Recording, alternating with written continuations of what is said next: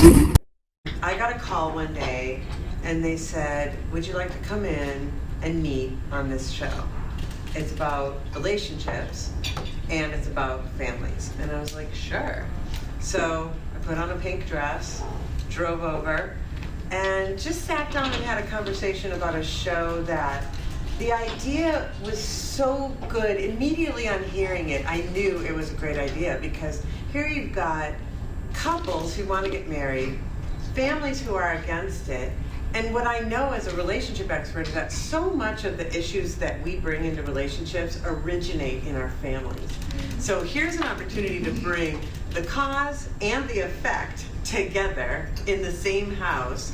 And as a television writer, I know what a good story is. And I just knew that there was just going to be not just great stories, but an opportunity to heal something for each and every one of these couples and these families. And anytime you can be part of like lifting up people, well, that's what I'm here for. So, the influx of social networks and digital tools available, how should couples balance their digital identity with their relationships? That's a great question.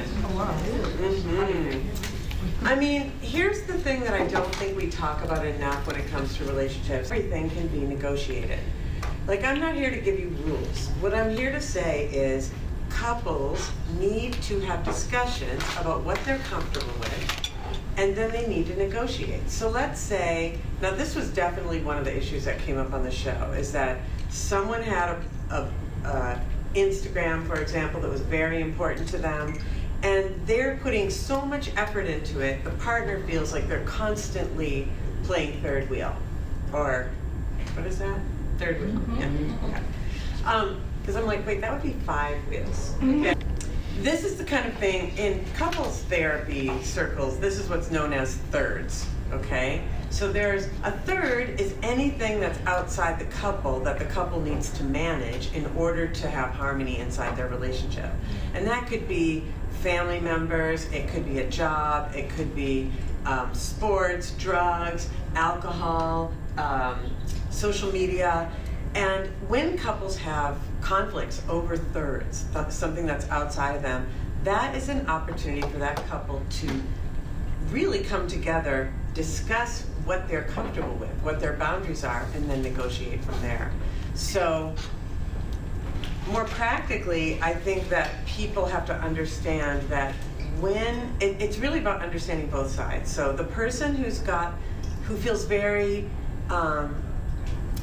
married, for lack of a better word, very married to their social media, and that's real for them, And then the other partner, it's real for them that they feel competitive with it. So a lot of it is just about looking at what your partner is feeling and going, that's legit, and having that be the starting point, and then take care of each other while you're negotiating these things. Here's the thing about Family or Fiancé. It's a reality show, but it's a healing. You know what I'm saying? It's like, it's a show that you get to identify. I identify with it. Anybody's going to identify with these couples. If you don't identify with them directly, you identify with them for your friend or for your own family or whatever. It's a really, really powerful show, I have to say. How do you come up with the challenges for the show? Okay, this is a question I got earlier.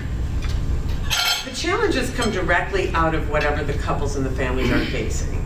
Our work is to give the families and the couples an opportunity to bring to the surface some of these issues that are lying down there. Just, in normal everyday life, people suppress issues. They do not go to Thanksgiving dinner and go, let's unpack our issues. You know what I'm saying? We pretend it's not there. That's how people deal with it.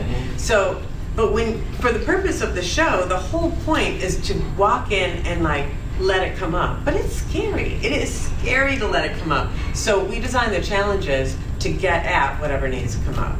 And the beautiful thing is, just like in real life, when you confront issues, you get free.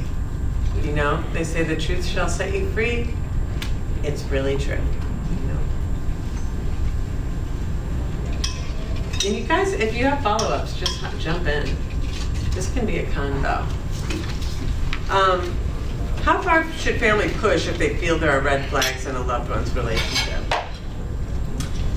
You know, there are a lot of different answers to that question. The first answer is that you can say it once, and if somebody doesn't hear you, you let it go. Because no one ever got anything because you said it the 416th time. That is not what they were waiting for. They got it because something changed inside them. That is when people get it. And to be honest, when there is a family member in particular that is very with a grip on somebody getting something or somebody breaking up or somebody, it's usually something inside themselves that they need to look at. Doesn't mean that couple doesn't have an issue. It just means they for sure have one, right? So whenever a family member is really having trouble with something in someone else's relationship, they really do need to look within themselves. That's always the truth. We always need to look inside of ourselves. Because sometimes you would watch these family members as they start to get free of whatever their issue is with the couple, that sets the couple free. Now, the way I see it is it's like energy. Even family members, you can get in an energy and then you're holding the other people in that energy field, and if you let go, somehow they get free. And that's the way it works. Now, that is spiritual in nature, it is energetic, psychological, whatever the explanation is for it, you see it work that way quite often. So I don't think families should push too far, but I do think families should tell the truth. Like, I know you love her, I support you, but also I want you to know that something doesn't feel quite right.